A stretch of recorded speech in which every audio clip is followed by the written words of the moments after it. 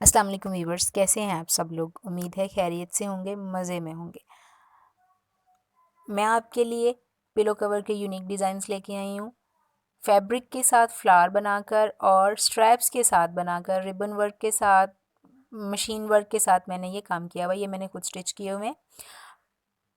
Different design के साथ, fabric के साथ ऊपर इसके बनाए गए हैं फ्लावर्स के साथ इसके लीव्स भी हैं, और प्लेट्स डालकर, जो चुनट डालकर जो मैंने डिज़ाइन बनाए हैं वो भी आप देख सकते हैं।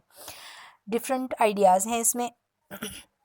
आप लोग अपने खुद से जो आप ट्राई करेंगे वो भी आप पिक्चर्स मेरे साथ शेयर करना चाहें तो आप मेरे साथ शेयर कर सकते हैं। इसके अलावा आप अपने पिक्चर्स शेयर करने के साथ साथ अपने पॉइंट ऑफ व्यूज़ और अपने आइडियाज़ भी दे सकते हैं कि डिज़ाइन में मुख्तलिफ़ तरीके से किस तरह से इसको चेंज भी किया जा सकता है, ठीक है।